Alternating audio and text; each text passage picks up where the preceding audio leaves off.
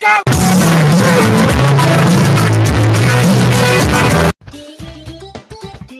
Oh,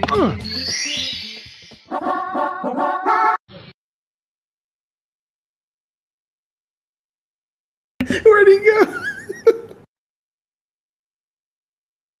RIP headphone users.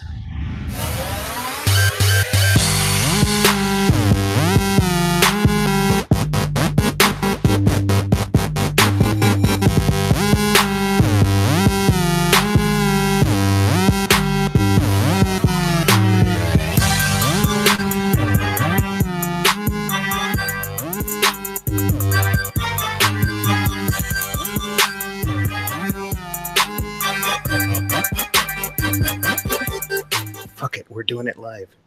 Welcome to tonight's Plumes of Hazard. I'm Mass Blast 09. That's Fubaka. We have the Angstful Vapor and Understudy 77. Schlunza Farts. What up? Sriracha farts. I am currently in Kid is not all the way to sleep mode, and I don't have a door, so we're going to be into download. Welcome. I like how he told you to do the intro food. He just talked all over you. Yeah. I think my favorite moment of all of that is mashing the camera and somebody commenting side boob. Sorry. Oh man. So I had not seen the intro beforehand. As soon as I saw it, I tried to type headphone warning in the chat, and I think Tomas got the blunt end of it before. Yeah, dude, you're too late. You got blasted. Sorry, Tomas. Oh boy, that was a good one though. I like the behind the John Deere. That was solid. I'm like, I like the Mario thing, man. That was good. I'm like, where the fuck did he go? I barely saw it because I was going, oh shit, alt tab over to tell him that for warning. Hey, at least I'm brighter. Am I a little louder now? I just turned my mic up. Yeah, you sounded great now, actually. Okay. Perfect. No problem. Welcome. Welcome. So, yeah, ASMR. That's right, ASMR Masty. Mas, do you have anything you can blorble or crinkle or something at the mic? Yo, grab an air horn, please, Mass. I don't have anything that I can. My desk is clean. I don't fucking have anything to grab. Speaking of funny sounds, so this last week, my wife is involved in a parade decoration thing. Like, Are you trying to call duck? Check out what her theme is. That she went to the first meeting and found out her theme, and the theme that is that's a 10. I'm like, holy shit! That's a 10. That's like I have got the video for you. Dude, do you remember the other thing I showed you from Varsity Blues? Here you go. If anyone remembers the movie Varsity Blues, there was a scene where Billy Bob scores the strippers performance. I give it a 10. A 10. You had it right the first time. You got that Y in there. It's a T in. A fucking 10. So anyway, so I did. I sent her the ice cream man thing that we beat to death a while back, and she didn't think it's as funny as we did. She laughed, but she's like, "That was really gross." I'm like, "I know it's really gross because that sort of like eating sounds bothers the shit out of me." Which is why the first time I saw that in our group or whatever, whoever posted it, the first time I saw it, I hated it because it just like nails on a chalkboard, right? But then, of course, every time you see it after that, it just gets funnier and funnier. So I played it a couple times, and she had to admit that it was really funny. But she had the same reaction I did to it initially. I mean, that's how I feel about my Narda on a bad day when I don't realize my AFC is a little bit off. You get that death whistle. The whistles go woo. It's like the Sideshow Bob like hitting himself in the face with a rake. Like I hear it and it'll be like I'm in public or some shit. Like everyone around me will hear it. I'll just be like, I just have to like hang my head in shame while I'm like this. I'm just like, fucking nerd. I will not be sitting in my daughter's unicorn chair because I don't want to break it. Sean, I thought that's what you lost all that weight for. I'll still break your tiny unicorn chair. Is it like all squishy, or does it have a frame in it? It's actually pretty squishy. Yeah. She likes to come in here and sit down. Well, how would you know that if you said you haven't sat in it? Because I carried it up the stairs. I like it. You got her own guitar as well. You mean you were sitting in it while it was carried up the stairs? So she does have her own ukulele. That one is my ukulele, not hers. That's a ukulele? The neck looks really long for a uke. No, so it's a Les Paul ukulele, though. Oh. It looks like a guitar. And it's out of tune. Way out of tune. Even to me. I'm not a guitar player. She takes this and plays it all the time. It's an electric ukulele. Whoa! See, I couldn't get that for mine because mine would just be smashing that fucking thing everywhere. Wham! I mean, we got her a little, just electric guitar, a Vampirina electric guitar. I thought she's I avoid warranties junior, right? Well, that's why. I mean, she broke her little fake laptop already again. So my kid is a drummer, I think. We went to a music store the other day when we were out, and she ran right, picked up a pair of drumsticks, and started hitting different drums at different times. Saw your picture. Yeah. It was amazing. Nice. The percussionist in me approves. Yeah, I mean, I when I was a kid, I was a percussionist. That's what I did. Oh, is that right? Yep. So I play drums. So I have no problem with her playing drums. I think Christmas time we'll get her some drums, preferably electric ones that don't make a lot of noise. Then you just have to hear thwack and not the actual numbs. Yeah, but I don't live in an I live in an apartment now, so it's harder to just get drums. Right. Like an actual drum set. Right. Unless I really want my neighbors to hate me. Well, everybody's got to have a hobby. Yeah. She goes to bed by 8, so I'm sure we won't be breaking any sound stuff. Sound stuff? Oh, like noise complaint, whatever. Yeah. And are they next to you? So I've got one person next to me, not on this side, over there. And then I've got one family below me. Oh, okay. But my living room is above their living room, so they don't really give a shit. Yeah. That's good. On an unrelated note, I forgot my spoon for my chocolate buttermilk beverage. Yeah. So I grabbed the one Coilmaster ceramic rod that I've never literally pulled out of the thing. Do you know which one this is? A 2mm rod. Really? Those last one. Yeah, I've been building 3mm coils for probably the last 3 years now. Yeah, that's true. I mean, maybe with exception for certain RTAs, that would cater more to smaller coils. Maybe I'd build a 2.5. Yeah. And that's what I put in the exercise, is a 2.5. Anyway, improvised scooping tool. More of an ice dislodger, right?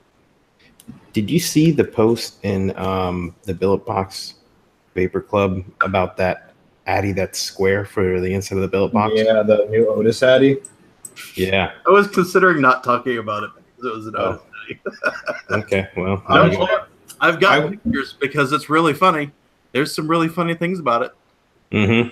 I was talking to Festy about it last day or so. Is it out now, or? I think and coming soon because I'm in a couple group buy lists. Yeah. that are promising to have it. Let's see. Let me find another picture too. I've got one picture. While I do that, hey Fu, what are you vaping on, buddy?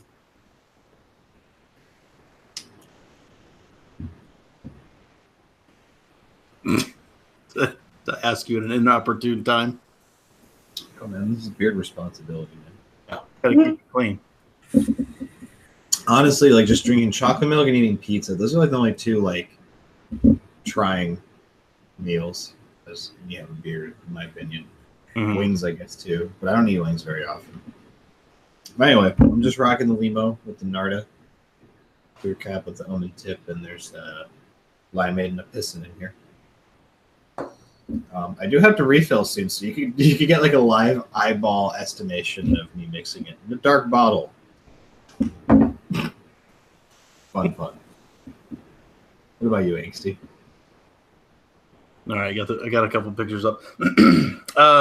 This week I've mostly been vaping on the old Bliss, Limelight Bliss, with the ET with the ET light.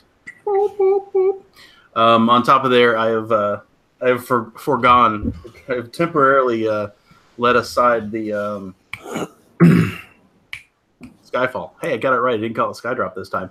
And I still have the Vena, the Haku Vena on top with an omen tip, of course, and of course I got Rail Cracker up in there. I knocked down my other refiller.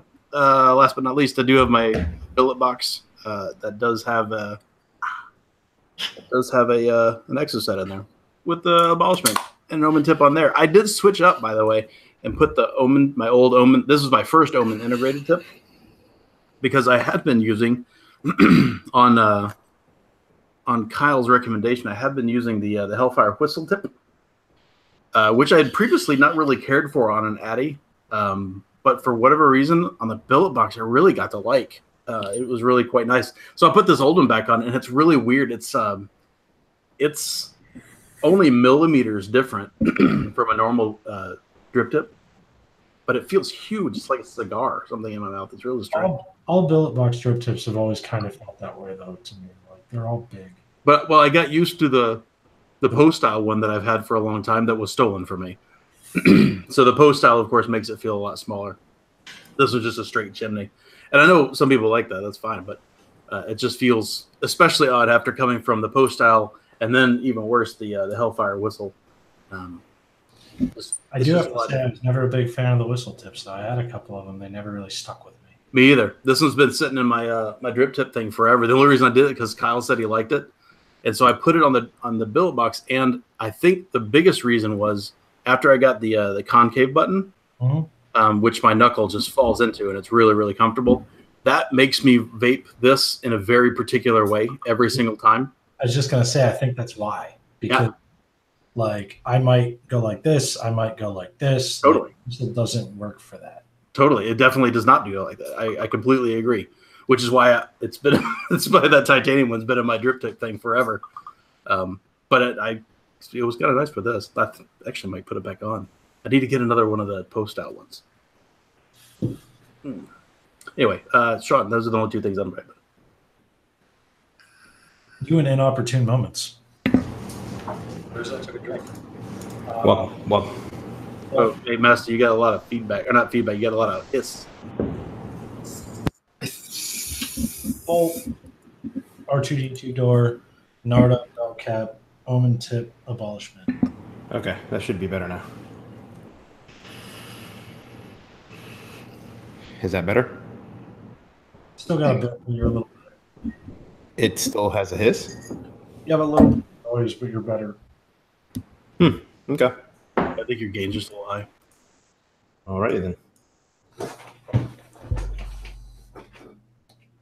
Who are they talking about? Oh, you're talking about the Bears. Master, you vaping anything today or now? Yes, I is. I got freshly re-wicked Indad that has some mass T in it on the DNA reference mod. Is that the 250, the big boy? It is the 250 big boy.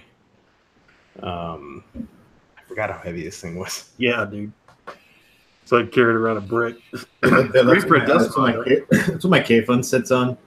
And, like, it only comes with me around the house and, like, trips to the grocery store. And it'll be, like, sitting in my shorts pocket. It's, like, very much so on the verge of, like, pulling my fucking shorts down. It's funny. You know, that's something that I haven't mentioned on the show, and I kind of been meaning to. So, Rebel Vapor they're guys that they do smonkers. And they had a sale a while back, and I think Duro got one, and Rob got one too. Rob McKee.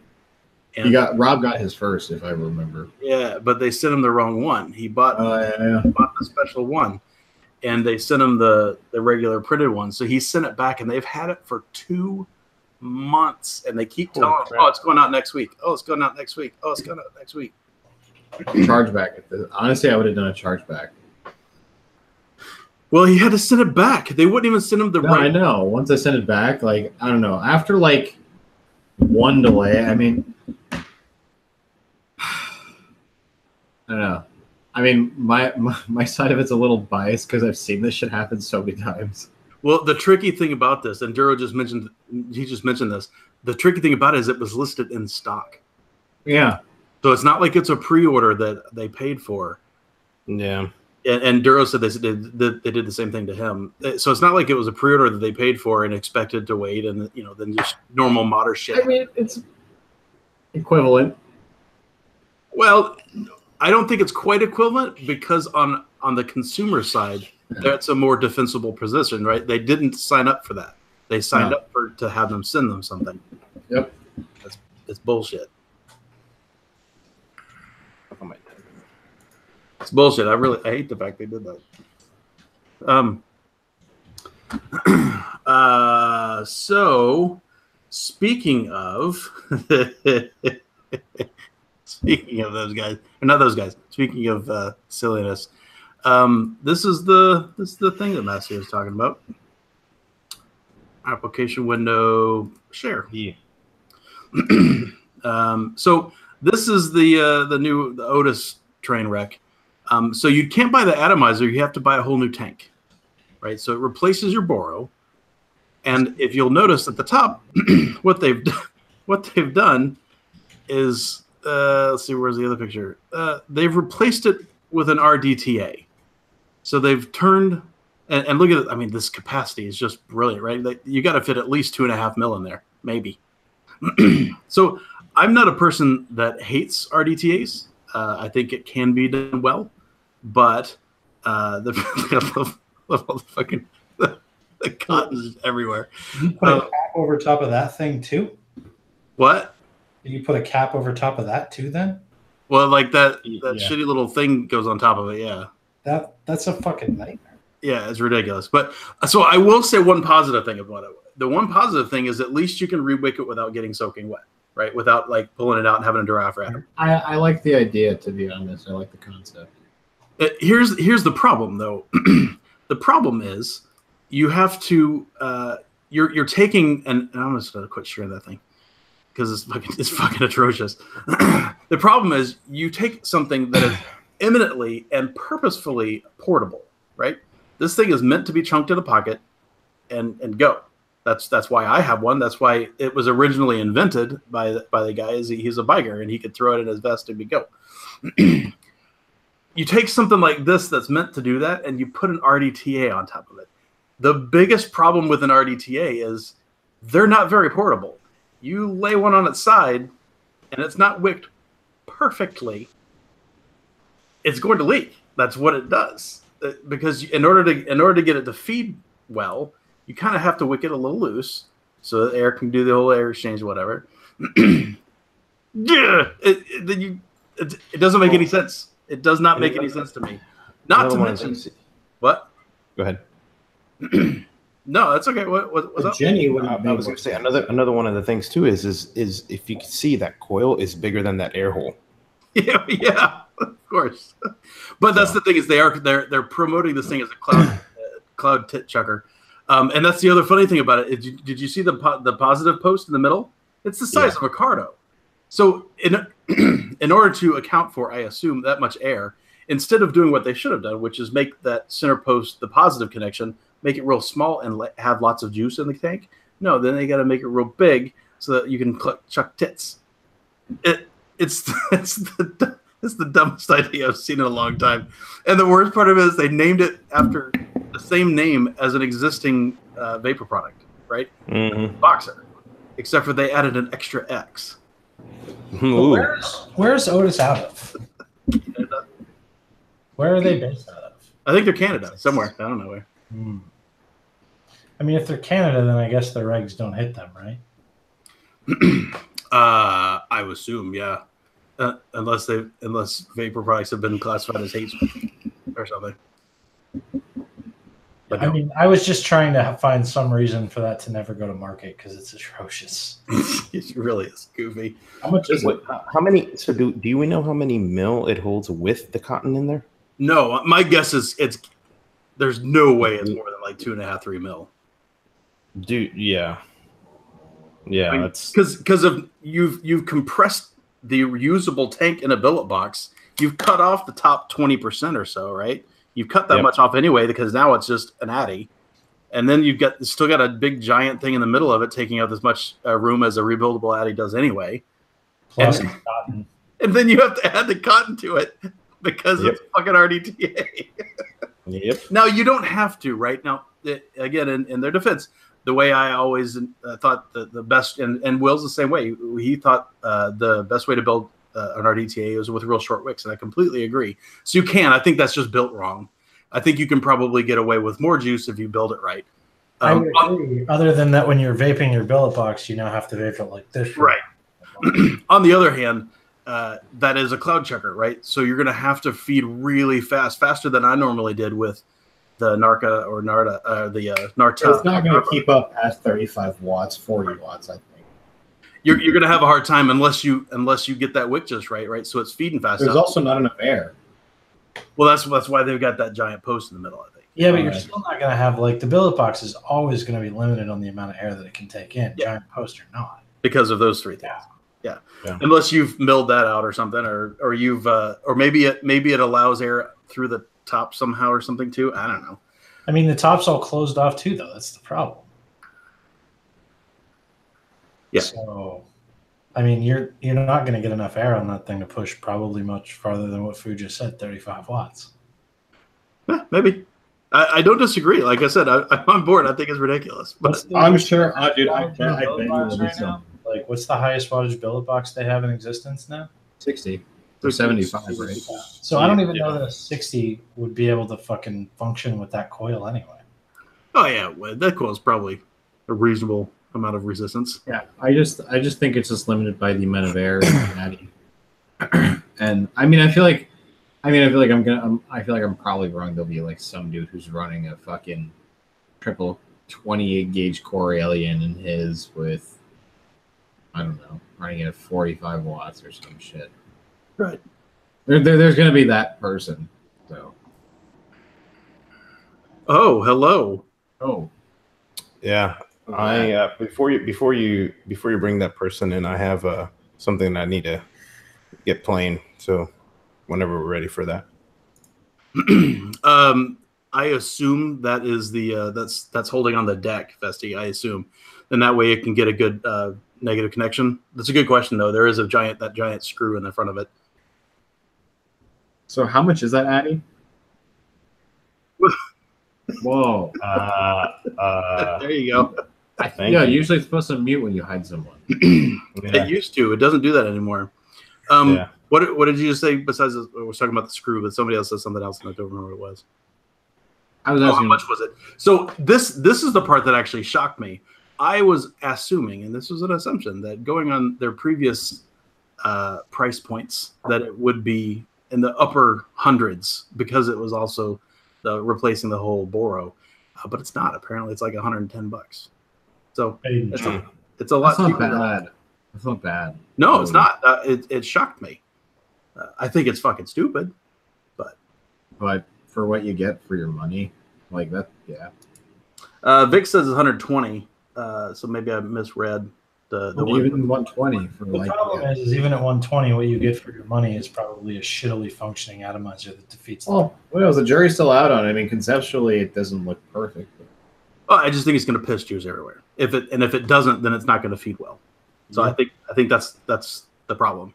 I think RDTAs are great, but they are desk mods or desk addies, in my opinion. Yep. Yeah. As Will said, I've dropped a C note on dumber shit than that. That's true. As have I. He has. I have too. I can't hold that against you. So there's that. It's an addy. If you want to try an RDTA and a billet box, and you want to buy a box, sure. You should have added a third X. Yeah. Anyway, so our mystery guest, who has appeared on screen already, shall we bring them in? Well, hang on. Let's do the intro. Sorry. Yeah. Yeah, I'm gonna do the intro with the video. So, without further ado, this is part of what our mystery guest is here for. 1 second. I hope our guest remembers that they have to manually unmute themselves when they're Wink, wink.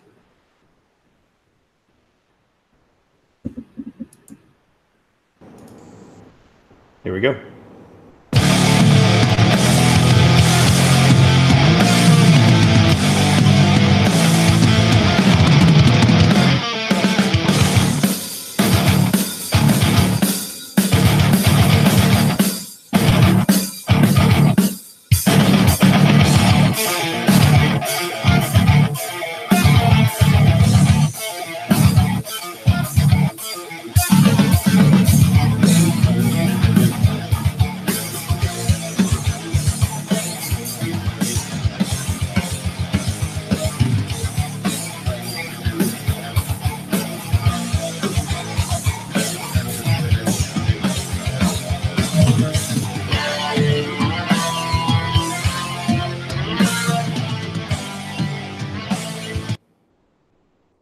And it cuts off. So yeah, without further ado, we want to welcome Coffee Cake Gaming, aka another one of Eric the Saint's many companies. Welcome, everybody. I don't think he's here yet. He's there. Oh, there he is. Yeah.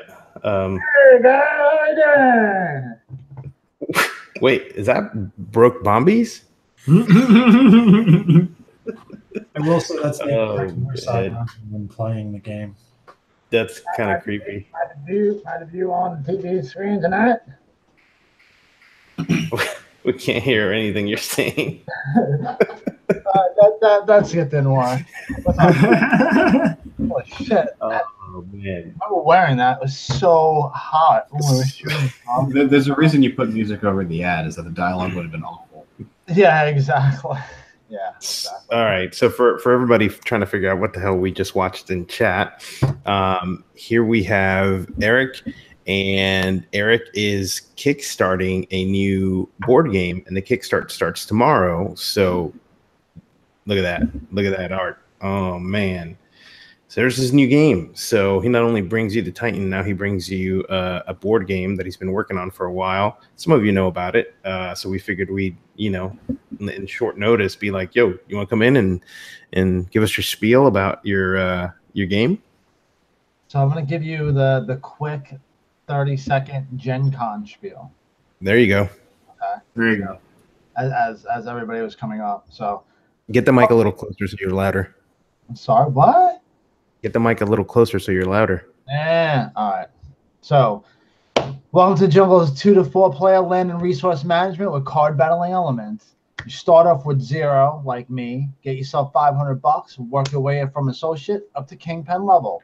Do that by buying turf or fighting other players and taking over their turf in the card battle. Whoever has the most turf at the end of the game wins. Like life. You start off at the bottom, you kick everybody's ass, and you win. I love how the New York just came out when they entered the game. What just happened? So this also you play with the Bulls and you get smashed. Yeah? This tells everybody why I came back to the show for the night, because I think of the 4 of us, I might be the only person who's played the game. Actually, Fu played it. Fu would have too, yeah, because he lives there. Yeah, when you said that in chat, I was like, I forgot. But he got robbed like 18 times in a row. Literally, I was a turn away from fucking everybody. I was in the chat who won the game. Yeah, he is, and with a very, very smart strategy, which I've seen people win with again and lose with again. But yeah, Fu couldn't get out the gate, man. He just, man, the streets didn't like him that day. Yeah, and the thing was, I was literally a turn away from fucking everybody up and potentially winning the game, and then fuck. And then I think Jay won it. Yeah, Jay did win it. Rion was literally right ahead of me. Like, fuck you.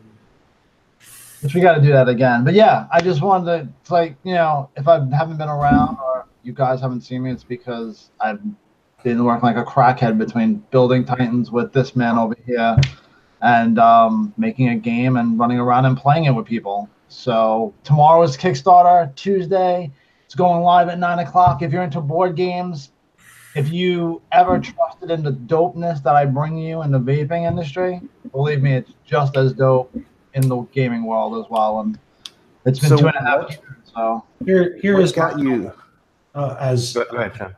fellow lover of board games, and for the chat who hasn't seen me in a while, I think I have something like 200 board games. Wow. You can put most games into combination classes, or you can put most games into certain classes. I think largely, Eric, what you have done in this case is you have made a system in that game that is unlike anything that I've ever played out of the 200 and some games. Thank you.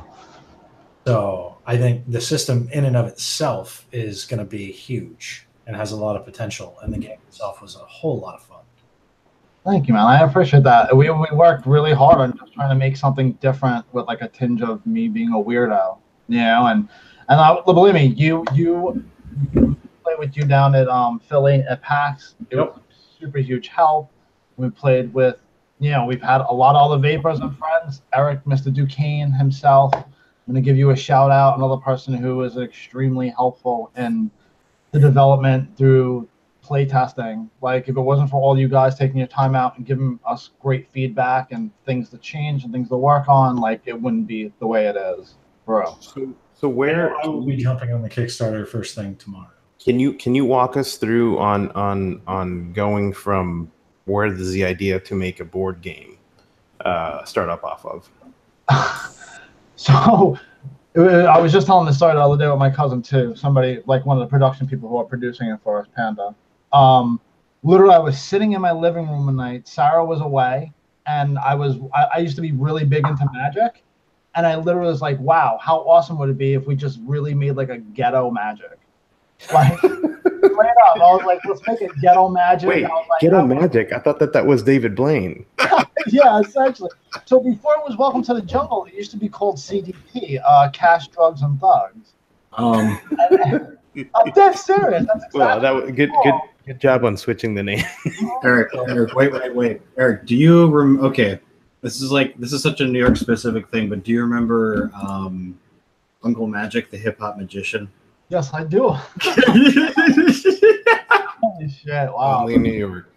I don't know what that is, but now I really want to know what that is. Uncle Magic, the hip hop magician. Honestly, I feel like we could end the show with that shit. It's that. Yeah, you can show with that. That's saved for another time. But that's exactly really how it came up, and it was weird because I was like, "Who else am I gonna do this with?" And I'm like, you know, my cousin and I have done bands for like 20 years, and I know, and he was getting really, really big into board games, and I just literally called him at midnight and I was like, "Hey, dude, you want to do a game like this?" And he's like, "Sure." I was like, "Let's have lunch tomorrow at Georgia Diner." He's like, "Okay." Went to Georgia Diner. We kind of like sketched out a little bit, and like literally it started there. We built up the mechanics and just used like index cards just to try to get the gameplay down. And then then we just started looking essentially for an artist, which once we decided that there's no way in hell anybody's going to buy this thugged out game this way, I had to kind of come up with a better concept. So I like metal. Welcome to the Jungle's cool. I like animals. So figured we would just pimp that out. And then literally just took off from there. But it's been a long road. It's been 2.5 years. It's a long time to create one game. Like, so how did you go from concept to, you said you were hooking up with Panda Games for it. Like, how did you figure out who you were going to go with, and how did that all work out? Well, Panda, it was just the manufacturing side is kind of very similar to vaping side.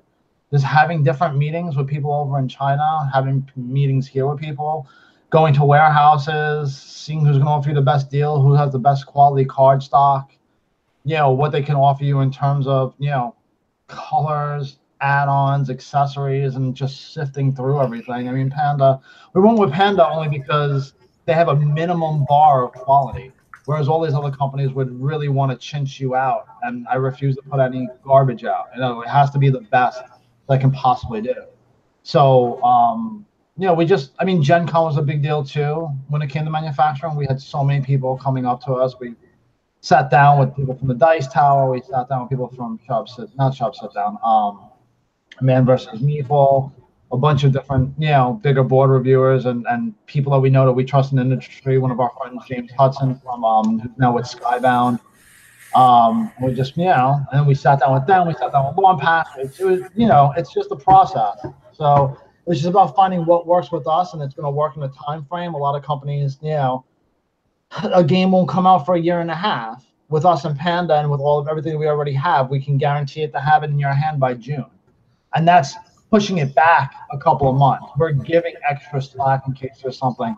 So if you jump on the Kickstarter wagon with us, you will have a game in your hand by June the latest. We would prefer by April. That's what we're shooting for, but June is the latest. And that's a guarantee. I guarantee my boxes.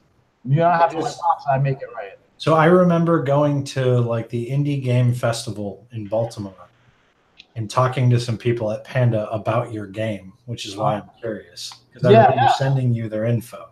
Yeah, and you did, and that was our first initial contact with them. And then when we saw them, we talked to them at PAX after, and then I had talked to them one other. Dudes, man, they make one of my favorite games. So they make Dinosaur Island, which is one of my favorite games. Exactly. They make like all the top-notch games. So why not? Not just that, they're very friendly and they're very, very helpful. And you know, they had the right answers. You know, it's like if I need extra parts, yes, we have this, we have this, we have. You know, they're a good crew. And I mean, don't get me wrong, we were trying to produce it for the least amount as possible, because I didn't really want a board game to be any higher than $50. Because at that point, when I first started, I wasn't as aware of the board game industry as I am now, where $50 is a reasonable game for a good sized game. Yeah, Jesus. So I just kickstarted the Power Ranger game that's coming out. Yeah. The all-in package was like $240. Yeah, exactly.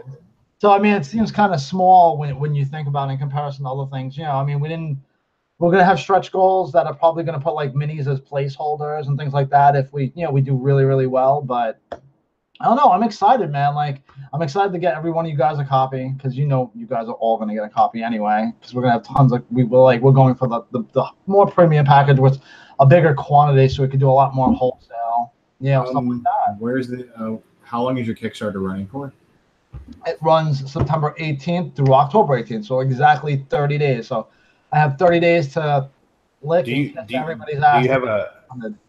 Do you have a link that they can have right now, or is that even live yet till tomorrow? Kickstarter link the Kickstarter link doesn't go live until tomorrow, but actually, yes. Give me 1 second. I have I have a link. I have it in my other email. So just give me 1 second. Oh, I think Angsty put it in the description.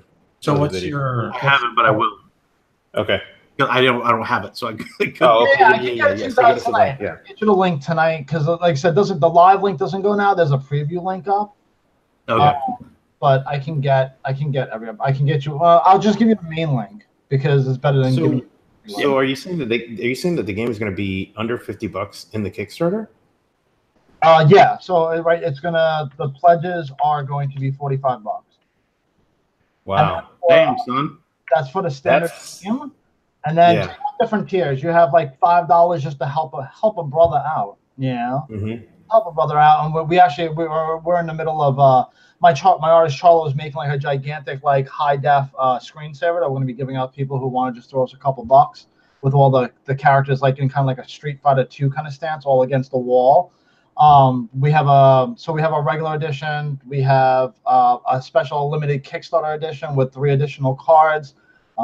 Like 3 groups are called like the Birds of Prey, and they're like steampunk like flight animals that like add on with the lower level flight animals that are in the game, and then an exclusive time bomb where you can pull it out and use it at any time during the game to kill off a character or kill off a gang.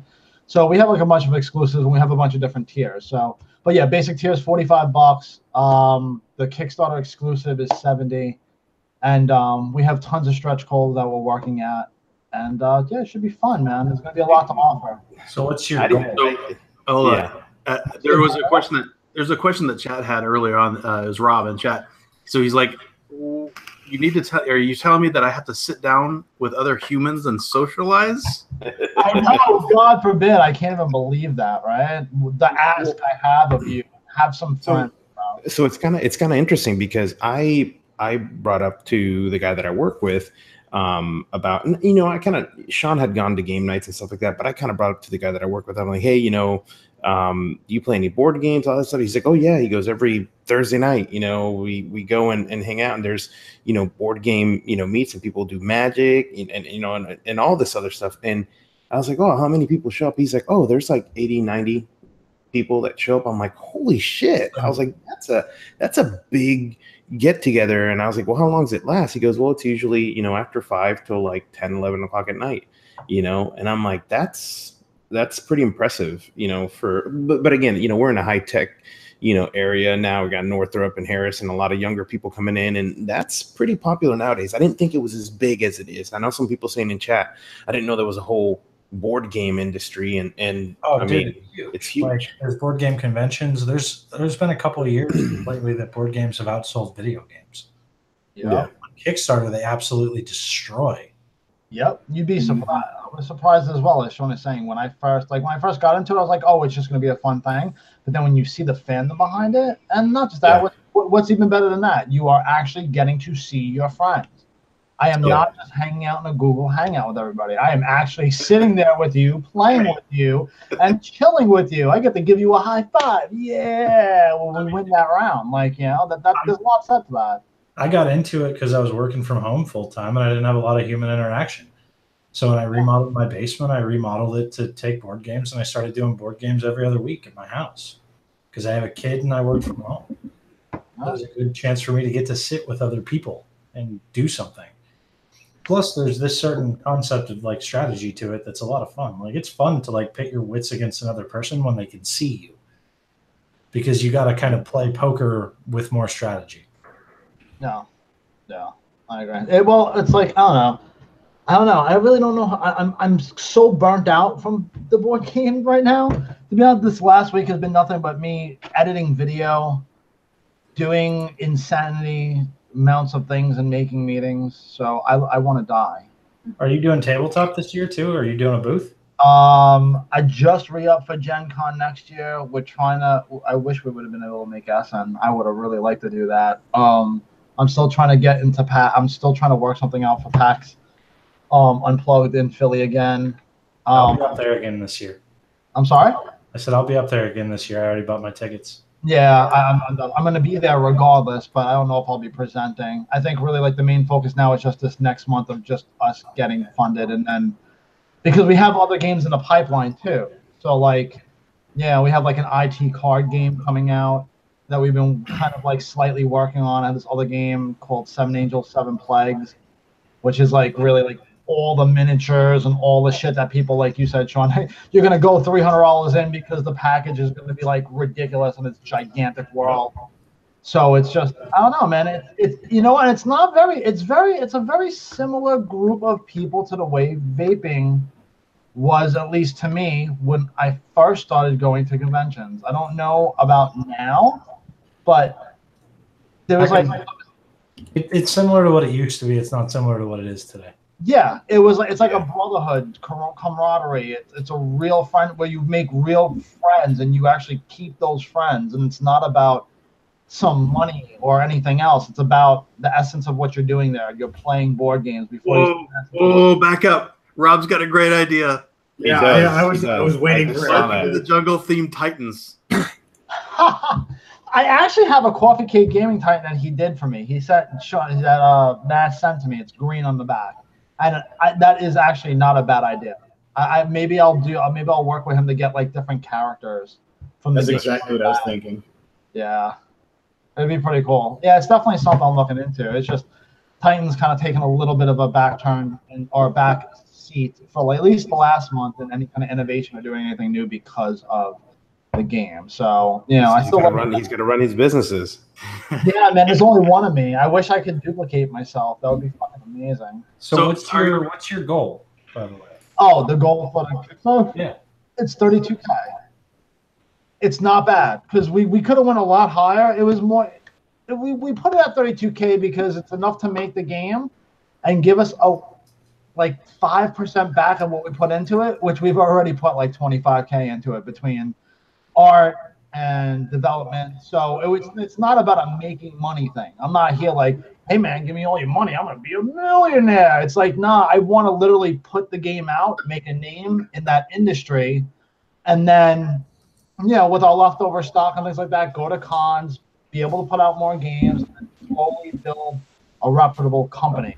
Oh yeah, I mean, you don't strike me as the type of guy that would like take Kickstarter money and like open like Oh no. Well, it's something we fidget spinner store or something. Well, I mean, there was a big. Sean will know about this. There was a big controversy about this one group, Space Goat, who had all these IPs. They touted, "Oh, I have the IP for Terminator. I have the IP for this," and they were putting out, really great images of these games, and then they made like, I think it was $1.5 million on one and $2 million on another, and then they just like squandered the money. Like, I mean, don't get me wrong, they had a team, but I just think they got too big for their britches and didn't realize how much their IP was going to be, and then they just fucking collapsed out. So imagine almost $3 million of people's money just being straight up jacked because of mismanagement of a company. I mean, that's why I don't really. People who know me aren't concerned about me not putting a game out, because I've been putting boxes out and all these things out for this whole entire time, and I've never screwed anybody over. So you can rest assured you're going to get a game, guaranteed. Dude, it's got the same problems as vaping, because if you remember the big thing I was pissed about at Tabletop was that one of the games that I had kickstarted that I was really excited about, the vendor was there selling copies before they delivered the Kickstarter to people. That's shady shit.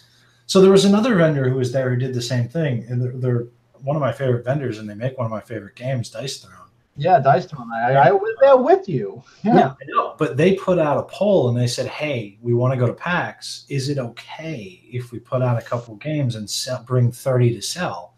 If 10% of you say it's not okay, we won't do it." The other vendor, no nothing, no update, no, not even we're going to be there. Just boom, selling their games there. I was fucking livid. I would have been livid. Yeah, that's a real piece of shit move.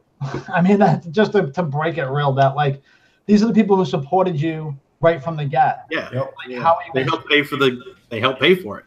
Yeah, exactly. If it wasn't for their money, if I don't get this money for this Kickstarter, I mean, don't get me wrong, I will figure out some way. I'll go rob a bank. And then I'll go. Jesus, please! I'll go rob some drug dealers. FBI, I totally. No. I'm just saying. I will go to extremes to make sure it gets released. Wait, you'll sell your body. You'll do that. So exactly. Here at the Plumes of Hazards, we do not condone any bank robbing or anything else illegal. No, but I mean, YouTube. What I'm saying though is that. You don't fuck over the people who bankrolled you to start, though. Yes, exactly. You're lucky that people enjoyed your vision enough and believed in you to put their hard-earned money and are willing to wait. It's not even like, oh, I have it. It's like, can you wait on me because I suck, because I don't have the money to put it out myself? Can you please help this brother out? And it's like, and then you're gonna go do stuff like that. That would never happen. Like, I don't give a crap. Nobody's getting a game. My Kickstarter backers are my first priority, and I mean, the way it's going to be for the next month is probably going to be crazy because it's nonstop questioning and answers and updates, and so. But I'm always there. It's the same thing with the Titan. Something happens, you contact us. Boom. Hey, who are you talking to? You're not talking to John, who works in finance, who lives in another state. You're talking to me or my cousin. You're not talking to a Ghostbuster. What? You're not talking to a Ghostbuster. Yeah, exactly. It's only me and my cousin who are. You only talk to Ballbusters, not Ghostbusters. Ballbuster. Well, that's what's funny too. Is like, so when people message the Titan account on Facebook, it's kind of funny because even if someone's saying, "Hey, your mod is great, thanks," if you don't fucking reply to them or mark it as finished, you lose your status from responses, right?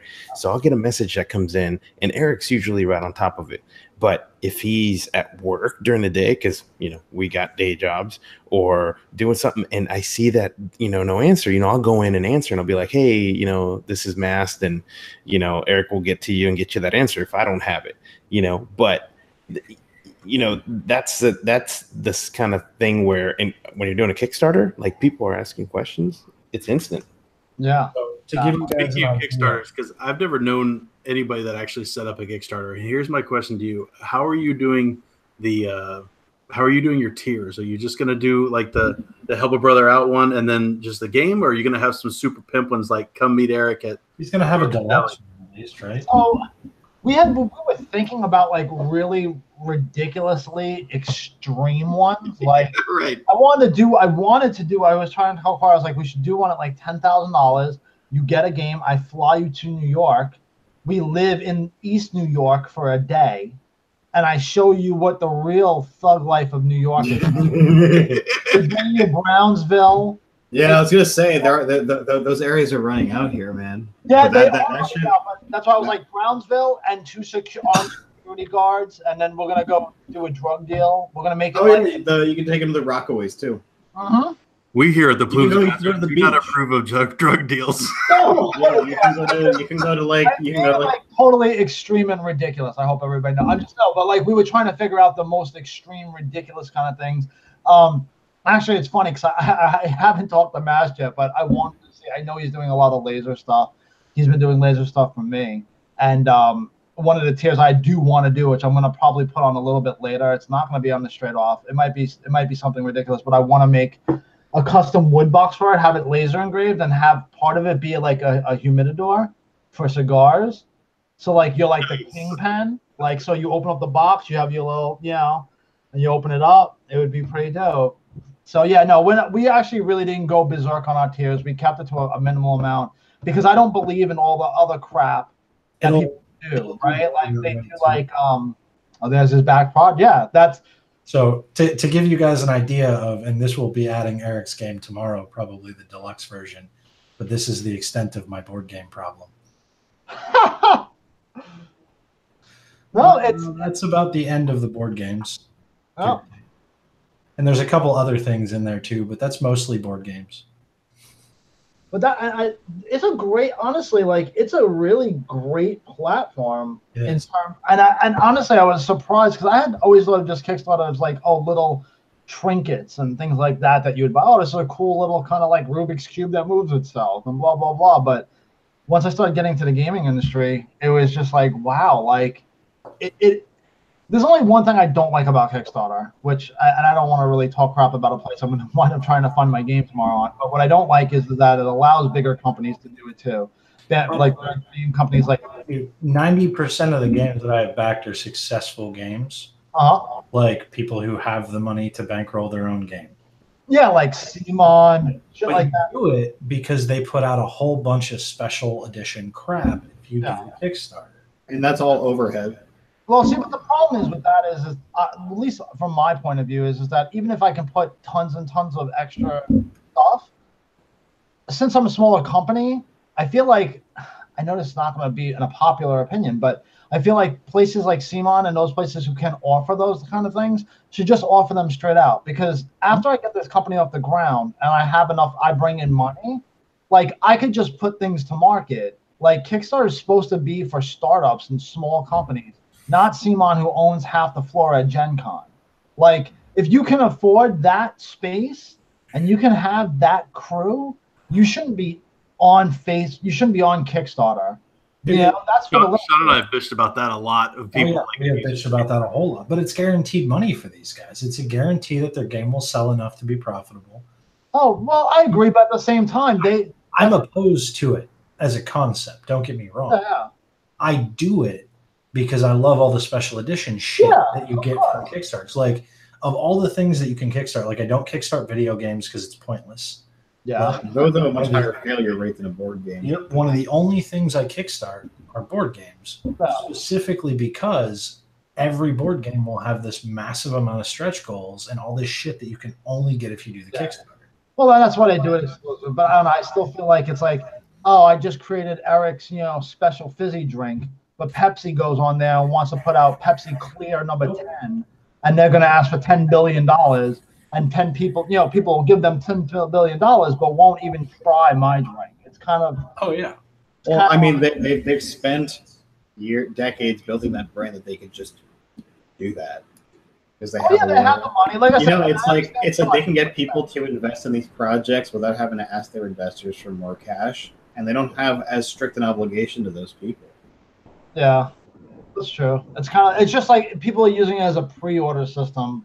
Oh, with amazing stuff versus just buying it. Which I understand the concept of it. It just, but in the case of my case, it's worrisome when it's like, especially like we had to try to time ours in between a bunch of games that we knew were coming out because you want to make sure you try to hit that goal within the first week. or usually everything I've seen that hasn't hit that goal in that first week is kind of almost. I don't want to be most of the way there. I mean, you're in good timing. The Unstable Unicorns expansion is closed. Power Rangers is closed. Knights of Paintown expansion is closed. Like a lot of the big stuff just closed. Yeah, the only thing you're going to be up against is Tiny Epic Mechs and the first expansion for Everdell, which are two kind of big ones. Yeah, I mean, and again, and that's then you have 2 weeks later where you have like 3 other bigger. I forgot what they're fucking called. I know there's like 3 other games that are coming out the week after ours. So I don't know. I mean, I try to set it right, but I don't know. I'm excited regardless. I mean, I before I got on with you guys, I was taking a nap because I was so exhausted. But I'm excited for it, man. Like I've been waiting for this Kickstarter for a long time. I've been fighting off a nap, Eric. Another thing for the Kickstarter too is that there's been a lot of Kickstarters for electronics, and by the time the electronics come out, they're outdated as fuck. They're outdated, and there's a version 2, and people paid all this money for the Kickstarter, and the company's already taken that money, invested it, created version 2, and version 2 comes out a month after the Kickstarter gets delivered. And that's why for electronics it's kind of like. And does anybody remember the credit card that stores like 6 credit cards? I do remember that. Kickstarted the shit out of that, and that was about it. Yeah, I have one. I got a smart alarm clock that Kickstarted that's been delayed for like a year, and I wish I hadn't because like there's better options out there now. Like board games are at least fucking timeless. Like as long as the system is solid, it's still gonna work. Yeah, it makes sense for board games. Yeah, I mean, that's really all I can say about it. And like I said, Sean knows the deal. He's the one probably most involved with it. But yeah, I'm excited, man. We'll see how it goes. And I appreciate everybody's support. Everybody knows I'm always doing something crazy. I wonder what the next thing's going to be. But right now, it's a board game. So I will tell you that if you are a fan of board games and you would like a different experience, something that you haven't played before and something that plays a little different, I'd strongly recommend checking out this man's Kickstarter because, I haven't been around in a while, but I think if I thought the game sucked, I'd tell him, and I wouldn't. Yes, you would. Yes, but I have every intention of paying him money, and I have every intention of going deluxe edition because I want the game, and I think it's a lot of fun and it's different. I appreciate that, Sean. I appreciate an honest, review from somebody that I care about. Can you get that link right now so we can at least put it up so they can, so we can put it in chat and then we'll put it up in the description. Yeah, on there too. Yeah, I will get So it's a preview link for it. So give me 1 second. And for the record, Horror, I have several interests, but I do not have them on a diagram. But I am layered to things that expand away from just vaping. He's an ogre, TLDR. Yes. Huh. He's like an onion. What you should do, Eric, is you should do a special welcome to the Jungle Run of Titans in accordance with the shipping of the game for people in this group who bought the game. I could do that for sure. Yeah, I could do that. There's no doubt about it. I'm sorry, I'm just trying to get into this. Oh, you're good. Email. William said he'd buy the living shit out of a Titan with a built-in dugout and pop-out bat.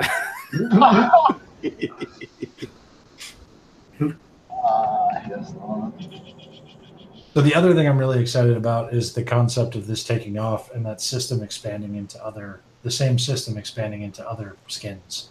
Well, it's funny. We were talking about that with the guy who went over to Skybound, and he was like, he's like, it's so easy to reskin. He's like, did you think about doing a sci-fi? And I was like, yeah, it's probably like the next jump for us to actually do. I mean, you could legitimately, in a lot of senses, have the next kind of Munchkin ability on your hands. Like, you could take this like Munchkin takes Munchkin and fucking skin the shit out of it into every special edition version known to man.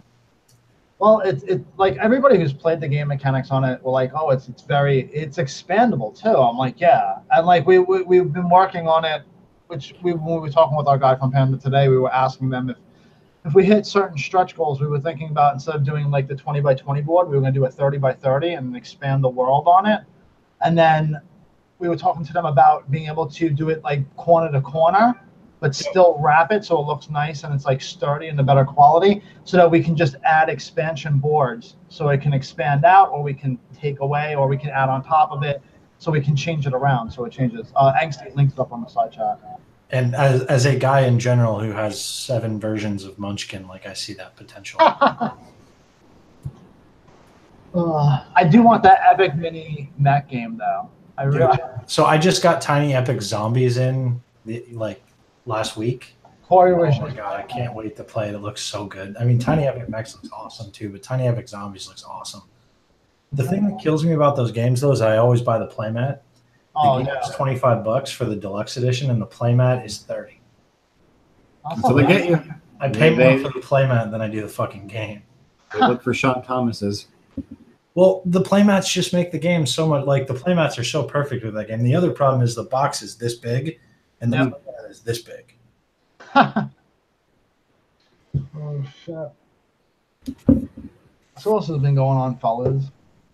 Besides me being a lunatic with a game. All right, I got you a link in the show description. You tell me later. It's in chat too. On the same note, Eric, I'll tell you what the fuck I'm excited about that you should check out because you probably like it. Knights of Paintown. Knights of Paintown. Payne. So it's not a board game. It's like a Dungeons and Dragons style game. Oh, nice. But everybody has powers, and it's all based off like loosely ripped like video game characters and stuff, like a plumber who shoots fire and stuff. But it's like a detective noir, like Dark City game. That is pretty awesome. Super fucking interesting. I can just imagine everybody playing this game at Thanksgiving. Somebody said it. And then Grandma just broke out the bat, just busted your balls. Let me put a link in chat. So I linked it in chat as well. The Kickstarter for it's closed, but I know they sell, and the starter kit's free. But man, it looks fucking cool, and the artwork is goddamn phenomenal. Like, I'm excited for this game too. I love how the industry itself is pushing itself forward with just better quality artists, and and you have to compete. It's just like every kind of industry, even like the vape, you have to compete or you wind up dying. So, but yeah, I'm excited, dude. Like, I'm a sucker for like artwork. Like, I'm super picky about that shit in my games. Like, I want to see that production value, and you have it. Like, you got a really pretty game. My guy from the Philippines. I'm sorry, my guy from the Philippines is awesome. He's the man. One of the things that we plan on doing, if like when the game gets funded, is like once the game's funded and produced, we're gonna shoot like a short video of us going to the Philippines and actually giving him his game, because he's just, he's been really easy to work with. His art has gotten better and better. I feel like we've made him a better artist by my art direction, because the expansion, like, I'm like, holy crap, this looks better than what you just did for us. And he's like, yeah, I had a lot of practice. I'm like, where'd you get that practice from? So here's the question that I have for you, and it's unrelated. Sure. Has Andy seen the Kickstarter yet? Andy has seen the Kickstarter, because Andy has a picture in the Kickstarter. I know. That's why I'm asking. He was happy. Good time. Andy was a great, gigantic help at Gen Con. I will say this from the beginning to the end. I totally thought he was going to say something else. You know what? He was there on time. He helped us set up the booth. He was the guy who was playing with everybody. He was just pretty much running the game table. He did well. He had a great time. I appreciate his help. He's made suggestions that have made the game better. And Andy, I love you.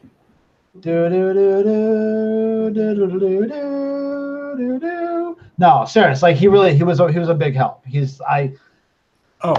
Another thing worth mentioning as well that is probably really important. If you're curious about how the game plays and you want to try it, there's an online version that you can play for free right now.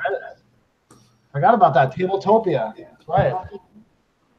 I'll let you finish that pitch. I just thought it was probably worth mentioning. You know, I totally forgot it because I didn't build it. I tried to build the other version of it, and for some reason it kept crashing. But so if you want to just go and play around with all the game components and see the way the game's laid out, if you just go to tabletopia.com/coffeecakegaming, it will bring you to Welcome to the Jungle. You can play online for free. You can play with your friends.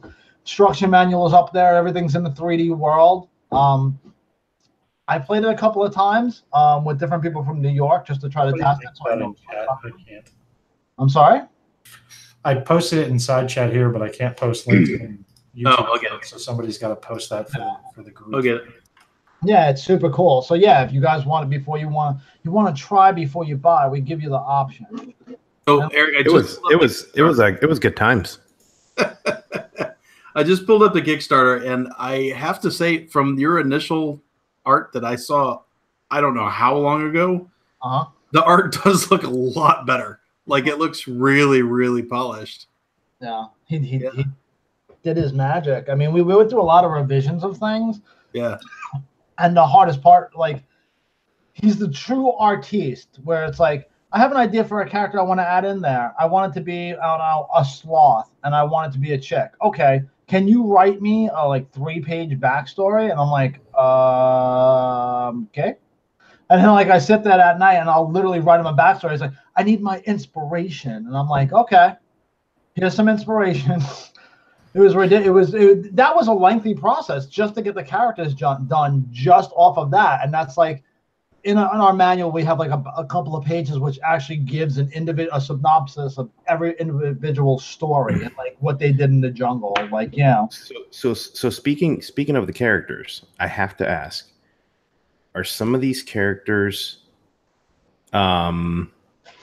molded after real life people? Yeah. Are some bits and pieces taken from real life people that you either have come in contact with or that you currently know? Well, I mean, the biggest one. I don't want you to say who. I just want to know if that's true.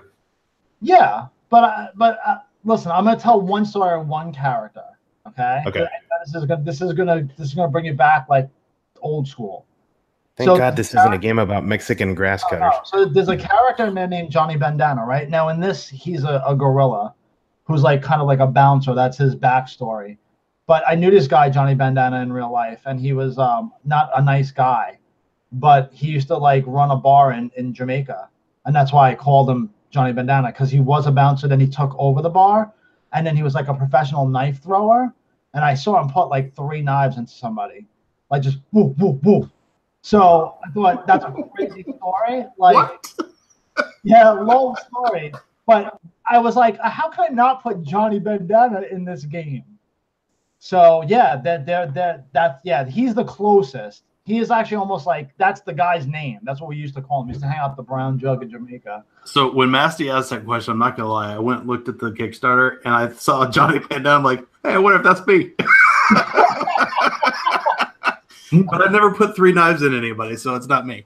No. I mean, that's the guy's name. But, again, we wanted to, I don't know, I wanted to just make, like I said, everybody has a real backstory to him. So it's like, I can't remember Johnny Bandana's backstory, the one that I made, because there's no way I can tell people that. But, like, Tammy Gunn, she used to, own a nightclub in the 70s. She's the giraffe chick that we have.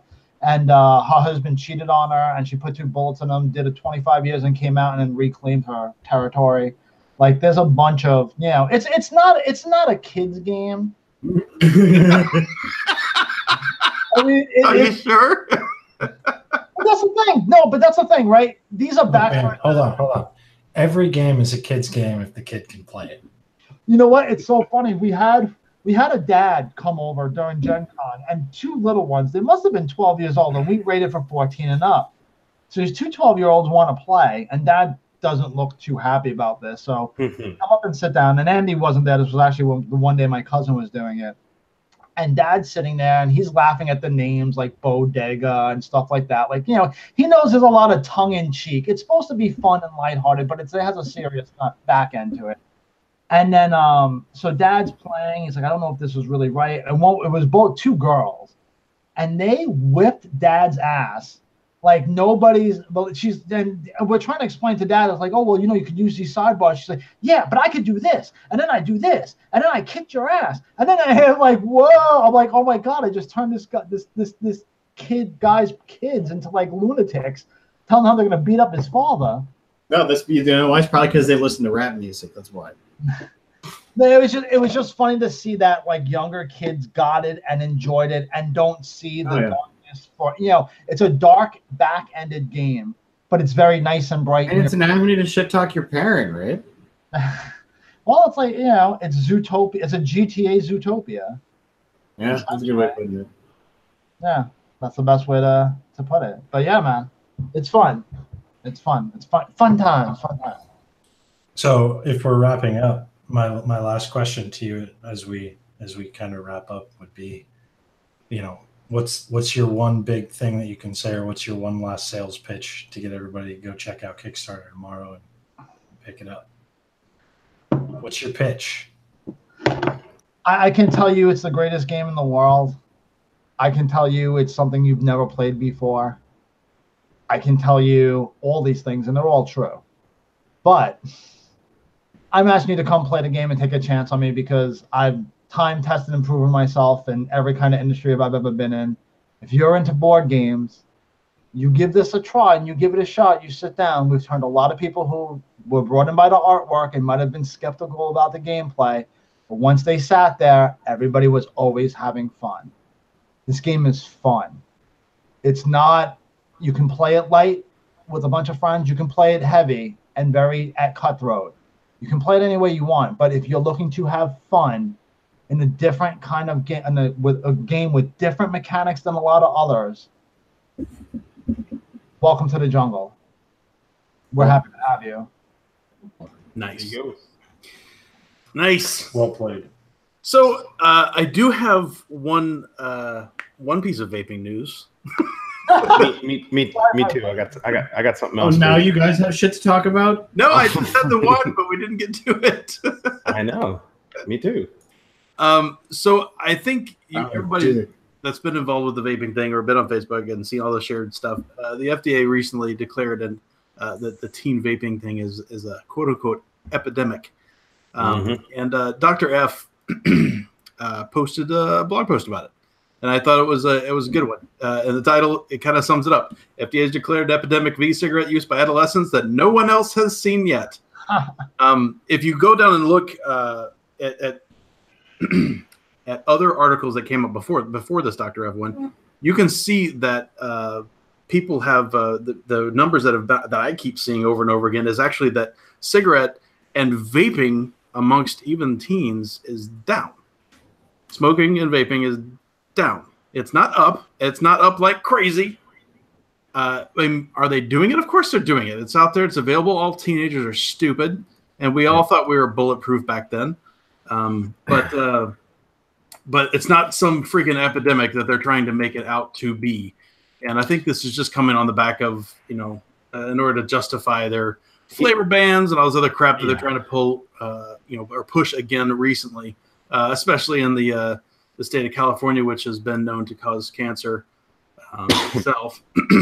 And anyway, it's a good article. Dr. F is, if you don't know who that is, Dr. Varsalinos has been around for a long time, and he does a pretty good job of being objective and walking through logically a lot of the sensational headlines that you see out there, including things like, breaking down when you see like the whole popcorn lung thing. He's had articles on that showing, yes, these particular chemicals are sometimes in misused vaping devices, but here's the numbers to actually say is the dosage, right? I mean, I think he was the first one who was talking about the dosage of that, saying, yeah, it's there, but it's literally inconsequential. Like you can walk down the street and get more nasty things in this, including these chemicals, just in the air. So anyway, Dr. F says it a lot more concisely than I'm going to try to. Put the link inside chat. You can go read it. Thanks, Dr. F. And I think that there's something to that too with the whole FDA thing. I think that it has become more socially acceptable to see someone who is younger vaping than actually smoking. So let's say you take out they're just using nicotine now because it's easier. I don't think it's easier. I think if these kids who were going to pick up a cigarette anyways, of course, are picking up a vape device because they maybe have tried a cigarette and it's not as socially acceptable, but it's still keeping them from picking up that habit. Okay, so now you're hooked on nicotine. So it's they never look at it as look at what they just look at it as. Oh well, they would have never picked this up if it wasn't as available to them, or if it wasn't, because for the longest time they just went on the social side of it of ew, smoking is nasty, this and that. No, fucking shit's gonna kill you in a few years, so why not embrace it and help it instead of just ruling it out completely so they can then go fucking pick up a pack of cigarettes. Yeah, we talked about that a long time ago, like, and I remember being really conflicted on it because I hadn't really thought about it. As if I had a kid that I found out was smoking, one of my children, if they were smoking, hypothetically, would I rather them be vaping? Yeah, I do it, right? So why would I have a different rule for my hypothetical smoking kid? And that was a really hard question for me to answer. I mean, would I prefer them to be doing either? Yes. But if it was a choice between the two, why wouldn't I want them to be doing the one that's way less bad for them? Yeah. I don't know. That's a hard one. And obviously, if you're underage, you shouldn't be doing that at all. But no, you catch your kid smoking, like somebody going to get a hard. That's it. So don't let them vape. Don't let them smoke. Just give them this. Plenty of nicotine. I was assuming they were old enough to not just get backhanded.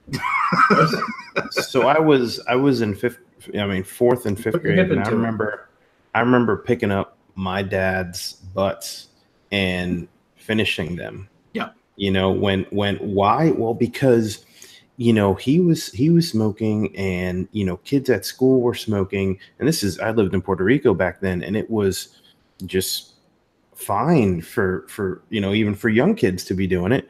So I was like, well, I can't get my hands on cigarette the legal way, and my friends really stealing cigarettes from their parents, one maybe a week was about all you could do.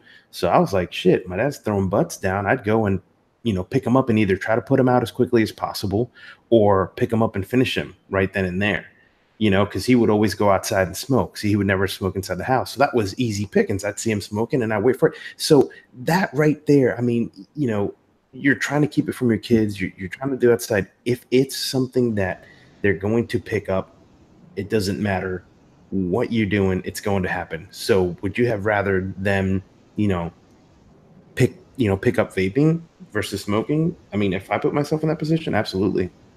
Because it's you see someone who's been doing it for 15, 20 years, and you're like, you can't get that back.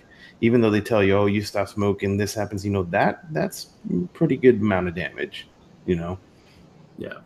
So will that change then from like when you'd have to when you would do that as a kid? I used to do this like same exact thing: steal cigarettes from my mom and then go smoke them in the schoolyard with a couple of buddies, and then come in and then get my butt whipped because I smelled like cigarettes. So now if a kid comes in smelling like cherry pie, you're gonna kick the crap out of him.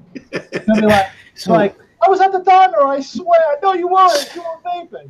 I was gonna post this earlier, but so yesterday I'm behind a car, and this guy just lets this huge plume out the window, and I was like, crap, clouds, bro, clouds. The light turns green, and I start driving through it. It was a fucking pipe, a tobacco pipe. I was like, oh God, and had my windows open because I was like, I wonder what he's vaping, and that shit just fucking blew. You're like, give us another one, yeah. I think that my fucking work clothes smelled like fucking tobacco. I'm not kidding. Like, the dude blows this cloud at the car, and I'm sitting there, and I'm like, in my head, I'm like, all right, I wonder what he's vaping, and I roll down the window. I don't fucking have my windows up and down right now. I have the AC on, so I roll down my windows just to catch a whiff of what he's vaping because of the cloud. And it was nasty, like rotten wood burning, fucking, pipe. Fucking, you can smell it. It's a guy that normally enjoys a pipe, like on the end of a long day, but he's heading into a shitty day at work and he knew it, so he's got to reef the whole bowl. Dude, that fucker, like, I don't even know how long he was hitting that son of a bitch, but the plume that came out, I was like, damn. Was he blowing fucking like sailboats and shit like Gandalf? I fucking drove right through that shit, expecting, like, bakery flavor or no. It was. I'm not doing that shit again. So first off, I actually still like the smell of cigar smoke. But secondly, it's not cigar smoke though. Or I like pipe tobacco as well. I don't smoke it. I don't know. I think it's different when you're smoking it than when you're smelling it. Or if you're standing right next to it. But I would be remiss if I didn't ask this question. In that specific scenario, would you say that plume was hazardous? to my fucking clothing because I smell like I smoked a pipe. Yes, and to me. So the thing is, the nice thing about not smoking anymore is if you vape, but if you're like me and you occasionally like partake in tobacco, whether it's hitting a hookah or what have you. Like my older brother smokes cigars occasionally. You know how much better like the occasional cigar pull tastes now that I don't smoke tobacco on the regular. It's actually nice. Like it tastes good. Like I'll hit a pipe every so often, and it's like it does do every so often. Tobacco definitely tastes better if you smoke it in that form occasionally. Yeah, it's one of those things. Like you stop smoking, and whether you were trying to quit or you start vaping. Now I know why a lot of people have such a hard time with the gum and the patches, because you are driving down the road and you can smell the cigarette, smoke. Now, usually it's nasty. In my experience, it was nasty. Like, you hadn't smoked in like 2-3 weeks, and it's kind of like, man, is that, because everything when you're on clearing up. Motorcycle, I can smell a cigarette for hundreds of yards ahead of me. Yeah. I know exactly where it's coming from. But I don't remember that as a non-smoker. I don't remember picking up that smell. I don't know. My wife smoked for years, and she always was very careful of doing it, in outside in a ventilated area with her hair up, because she was so self-conscious about, smelling like cigarette smoke. Put on rubber gloves, turn on the exhaust in the bathroom. Yeah. So as Anxie was saying earlier, the whole Farsalinos thing. I think I know who was running the FDA marketing campaign. I think it must have been this lady, as you can tell by the bumper stickers. So let's see. We have nicotine, the most addictive. This. But the most ridiculous one is the one on the top, the fool one. The don't be a Juulin fool. That's funny. Juulin. Yeah. There you go. There you go. Where's the Def Leppard bumper stickers? So don't forget the Boston Strong, because you gotta have that. I know. I bet you this person's last car had like fucking a dozen Support the Troop stickers on. Yeah. So yeah, there you go. They're the ones running. Don't be a fool. Juul's not cool, man. Nah, Juul's not cool. All right. Well, we got on that note, buy a Juul or fuck you. We outed this bitch. Thanks for coming on, Eric. Thank you for having me, guys. I appreciate it. I guess one last plug tomorrow to Kickstarter. Please purchase it.